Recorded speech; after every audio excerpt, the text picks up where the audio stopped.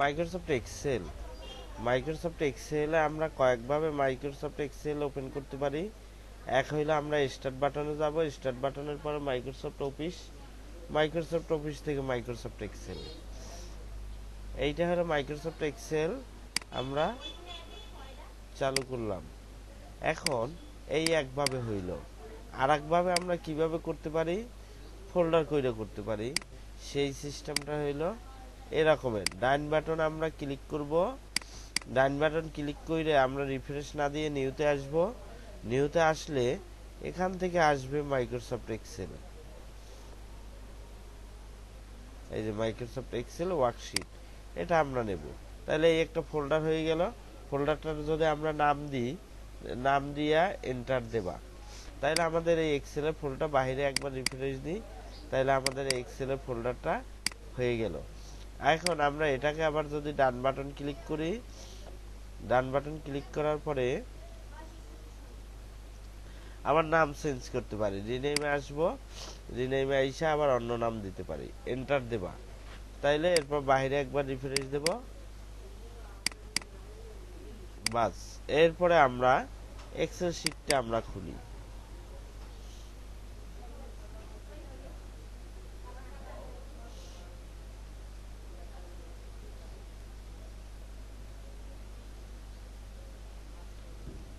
এখন দেখো এক্সেলের এই লম্বা এটাকে বলা হয় কলম, ঠিক আছে। আমরা এই পাশে দুইটা এইভাবে করতে পারি, এই যে এটাকে বলা হয় কি কলম।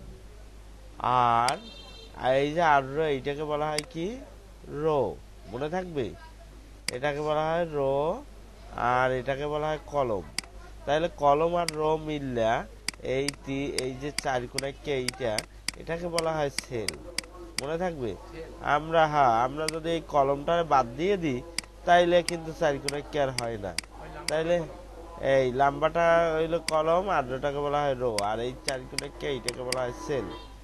এখন এক্সেলের সুবিধাটা কি, এক্সেলের সুবিধাটা হইলো, এক্সেলের সুবিধাটা দেখো এখানে এটা শীট, এই যে এই পেজটা এটাকে বলা হয় এক্সেল শীট। এই পেজটাই 1 নাম্বার থেকে শুরু হয়েছে, 2, 3, 4 এরকমের 10,000-এর উপরে আছে। আমরা যদি অ্যারো বাটন আছে 4টা, up down left right arrow button click করি, তাহলে আমরা দেখতে পারবো আসলে অনেক বড় একটা শীট, অনেক বড় একটা শীট। আবার আপ অ্যারো বাটনে টিপ দিই, তাইলে এই নাম্বারটা 10,000-এর উপরে আছে। আবার আমরা যদি এদিকে দেখি আর দেখি, তাইলে এ বি সি ডি, আমরা অ্যারো বাটন টিপি, 1 সংখ্যা, এরপরে এই 2 সংখ্যা আসছে, 3 সংখ্যা, তার মানে একটা পেজটা অনেক বড়। এই পেজ বড় দেওয়ার কারণ হইলো একটা কোম্পানিতে দেখা যায় 50,000 শ্রমিক থাকে, তাদের এক পেজে স্যালারি শিট করা লাগে। তার জন্য বিভিন্ন কাজের জন্য এক্সেল শিটটা দেয় অনেক বড়। আমরা মাইক্রোসফট ওয়ার্ডে তো A4 লিগ্যাল এইরকম ছোট্ট একটা পেজ পাই, আর এটার পেজটা অনেক বড়। এখানে 4টে অ্যারো বাটন আছে, দেখো আপ ডাউন লেফট রাইট, এই অ্যারো বাটন ক্লিক করে দেখতে পারবা যে এই পেজটা কত বড়। এখানে সিরিয়ালে বিশাল বড়, এখানেও 1 থেকে শুরু করে 10,000-এর উপরে আছে। এখন এইটা গেল শীট 1। আমরা এখানে লিখে দিই, এটা কেমনে লিখবো দেখো, এটার নাম এইটা শীট 1, দেখো এই শীট 2 ওই রকম একটা পেজ, শীট 3 ওই রকম একটা পেজ। তোমার যদি শীট আরো পছন্দ হয় এইটাই ক্লিক করবে, আরো যদি দরকার হয় এটা ক্লিক করলে এই দেখো শীট 4 হয়েছে, এটা ক্লিক করো শীট 5, এটা ক্লিক করো শীট 6, শীট 7, শীট 8। তাইলে এক একটা শীটে কাজ করলে না আর একটা শীট খুলবা, যদি দরকার হয় খুলবা। এখন আমরা এই শীটটা কাজ করব, তাইলে এটা আমরা ডান বাটন ক্লিক করে এখানে রিনেম দিই, রিনেমে লিখি এটা হইল ক্লাস কত 3, আমরা 3 ক্লাস 3 দিয়ে দিলাম, বাস এন্টার দেবা, শেষ।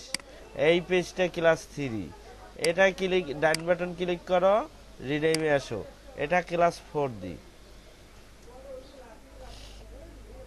ক্লাস 4 এন্টার দিই, এটা আমরা ক্লাস 4 করব। এটাই ক্লিক করি, রিনেমে আসি, ক্লাস 5,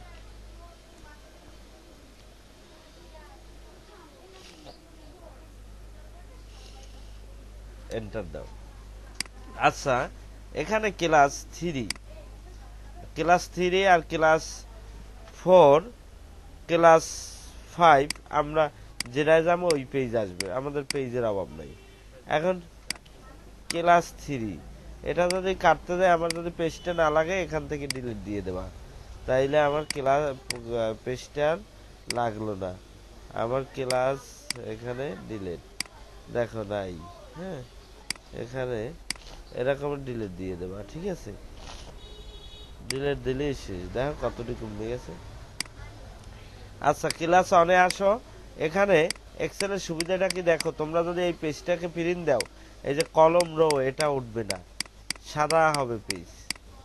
হ্যাঁ, সাদা হবে পেজ, কিন্তু এটা তো কাজের ক্ষেত্রে সাদা হয় কিভাবে আমি দেখাই। সেটা হলো, আচ্ছা আমরা এখান থেকে এই টিক কয়টা উঠিয়ে দিলে দরকার নাই তোমাকে সাদা করা। এই দেখো এই সাদা, দেখছো এই পুরো শীটটা সাদা। আচ্ছা, টিক কয়টা উঠানোর দরকার নাই, তোমরা কাজ করবে, এটা এক্সেল শীট। আচ্ছা, আমি জানি না। এরপরে আসো, আমরা এক্সেলের সুবিধাটা কি, এক কলম চেনেন, জন্ম গড় উঠেছেন, গড় কলম খাড়া যে এই খুঁটিটারে বলা হয় কি, আমি এগুলো বেসিক, এগুলো ভাই বাড়ির পড়া তো আমি এর পড়াইতে পারবো না। আচ্ছা দেখেন, এরপরে আমরা আসি এক্সেলের সুবিধাটা কি। এক্সেলে আমরা কি দেখো, অন লিখি, তারপরে এখানে টিপ দিয়ে নিতে পারে, অ্যারো বাটনে টিপ দিয়ে নিতে পারে 2। এখন আমরা লিখলাম কত, 1 আর 2, আমরা 1 থেকে 2 পর্যন্ত সিলেক্ট করলাম। করার পরে এই এই প্লাসটা, এই যে কি মাউসের আইকনটা, এটা কিন্তু এখন একটা মোটা প্লাস, এই কর্নারে আনি চিকন প্লাস হয়ে গেল। লেফট বাটন ক্লিক কইরা আমরা টান দিই, তাইলে আমি যতদূর লিখতে চাবো অতদূরই লেখা হইবে। আমি একটানে কত 773 পর্যন্ত লিখছি, তাইলে আমার বারবার তো আর লেখা লাগে না, লাগছে লেখা লাগে না। এক্সেলের সুবিধাটা হইলো এই যে, হ্যাঁ ওটা অটোমেটিক বলতে হইলে 2টা সিলেক্ট কইরা টানলে এটাকে বলা হয় ফিল হ্যান্ডেলিং। ফিল হ্যান্ডেলিং করলে সব ঠিক হবে। আবার দেখো 1, এরপর হইলো 2, আমরা 1 আর 2 লিখছি, এটা থেকে এটা সিলেক্ট করলাম, সিলেক্ট করে আমরা সাইডে দিলাম, এই কর্নারে আনলাম, এই যে প্লাসটা চেঞ্জ হয়ে গেল। লেফট বাটন টিপে ধরে আমি টানবো, যদ্দূর টানবো অদ্দূর হবে। আমি যদি 20 পর্যন্ত লিখি, ওই 20 উঠছে। এরপর আমি যদি আরো টানি, এই যে উঠছে আমার যতদূর পর্যন্ত, তাইলে আমার আর লেখা লাগলো না। এক্সেলের সুবিধাটা হইলো এরকমের। এখন আমি দেখাই তাইলে। আচ্ছা, এই যে আমি দেখা যায় 1 সেকেন্ডের ভিতরে কত সিরিয়াল লিখে ফেলাইলাম। এরকমের সব এক্সেলে এক্সপার্ট হওয়া মানে কি, নিজের কেরিয়ার গড়া। এক্সেল সম্পর্কে সবার ভালোভাবে জ্ঞান নলেজ নেওয়া উচিত। এক্সেলে আমি পর্যাপ্ত কাজ দেখাই, এক্সেলে আমি যেসব কাজ দেখাই সেটা অনেকে আমাদের এই আশেপাশে অনেকেই এক্সেলে সবাই মোটামুটি পারে, কিন্তু আমি সবার চেয়ে কাজ বেশি দেখাই। এখন দেখো, এখানে আমরা যোগ করব, কোনটা এইটা আর এইটা যোগ করব, কোন জায়গায় করব, এখানে করব। তাইলে আমরা এখানে সমান সমান দিই, দেখো দেওয়ার পরে এটা ক্লিক করি, এরপর যোগ চিহ্ন দাও, দিলাম, এটা ক্লিক করলাম, হয়েছে 2টা যোগ। এন্টার দাও, তাইলে এই যোগ আইসে গেল। 1 আর 1 যোগ করলে কত হয়, 2। আমরা যোগ করছি না এই এক সংখ্যা, আমাদের এরকমের সব সংখ্যা যোগ করা হয়ে যাবে। দেখো এই একটা যোগ করে এইটাকে ফিল হ্যান্ডেলিং করবা, সব যোগ করা হয়ে গেছে। দেখো দেখো সব যোগ করা হয়ে গেছে। তাইলে আমার বারবার হইলে আর যোগ করা লাগলো না, একটা যোগ করলে সব যোগ করা হয়ে গেল। তাইলে এটা হলো এক্সেলের সুবিধাটা হলো এই যে,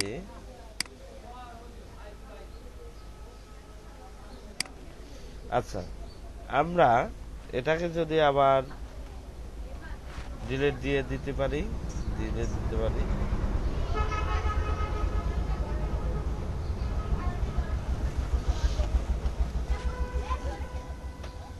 ওই কিবোর্ডটা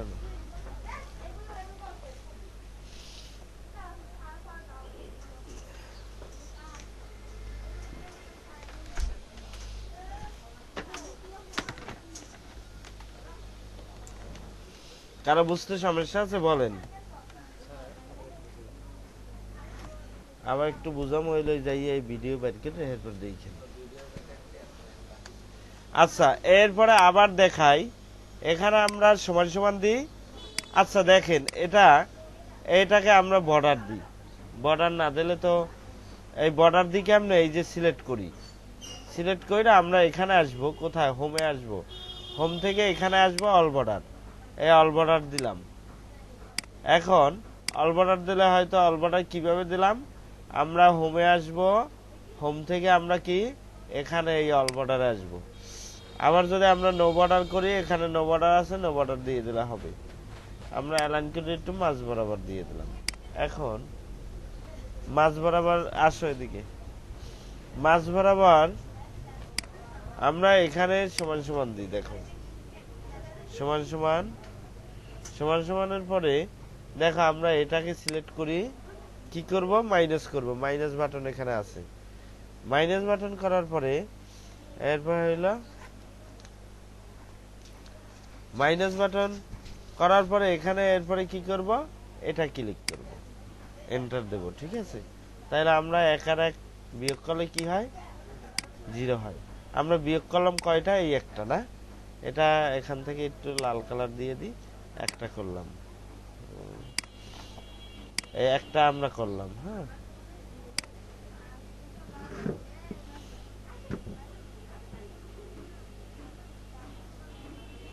আচ্ছা এই একটা করলাম। এখন এটাকে যদি আমরা এটাকে যদি আমরা ফিল হ্যান্ডেলিং করি, তাইলে কি হবে, আমরা এটাকে ফিল হ্যান্ডেলিং করি, এই তাইলে আমরা সব করা হয়ে গেল, সব বিয়োগ করা হয়ে গেল।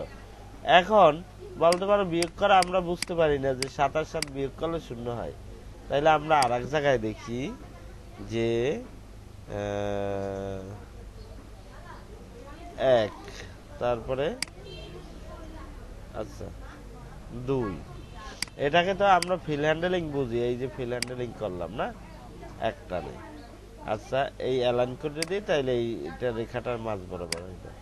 আর এখানে দিয়ে দিই 9, এরপরে 10, এই 9 থেকে 10 পর্যন্ত শুরু করলাম ফিল হ্যান্ডেলিং, এর পরেরটা হবে।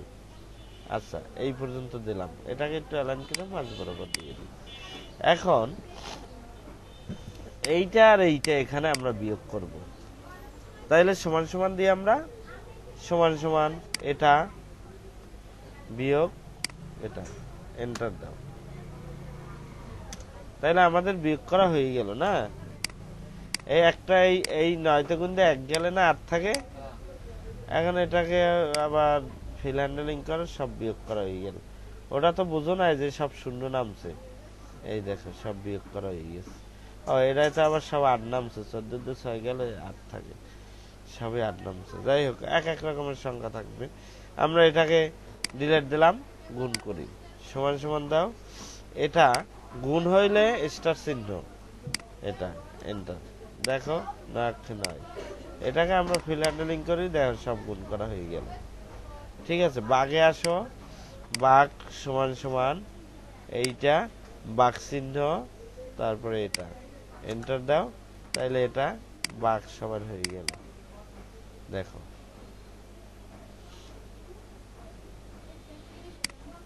যদি এই পয়েন্টের পর দশমিকের পর এই সংখ্যাগুলো হয়, এটা সিলেক্ট করবা, সিলেক্ট করার পর এটা ক্লিক করলে দেখো ঠিকই দিবে। এই সিলেক্ট করলাম,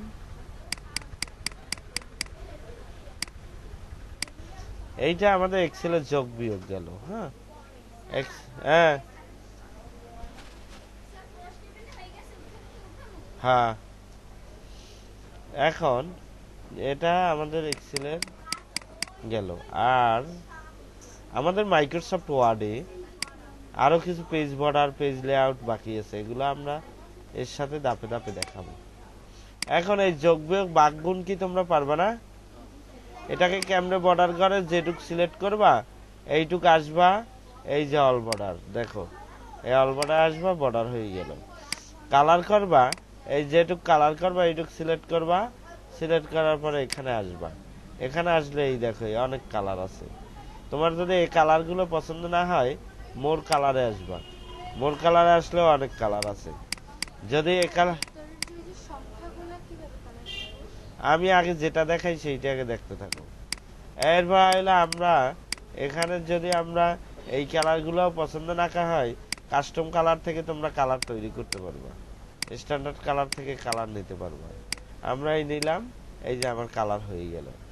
এখন এই যে সংখ্যাগুলো কিভাবে কালার করে অক্ষরগুলো, তার জন্য এই ফন্টটা, এটাকে কি সিলেক্ট করবা, এটাও ওই রকমের। এখান থেকে কালারগুলো নিয়ে নেবা। যদি কালারগুলো এখান থেকে পছন্দ না হয় মোর কালারে আসবা। মোর কালার থেকে এখান থেকে অনেক রকমের কালার নিতে পারবা। এই ওকে, এই যে কালার হইল। বুঝতে কারো সমস্যা আছে? এক্সেলে যোগ বিয়োগ ভাগ গুণ চারটা অপশন, চারটে অপশনই আমি আজকে বুঝাইলাম, চারটে অপশন দেখবা।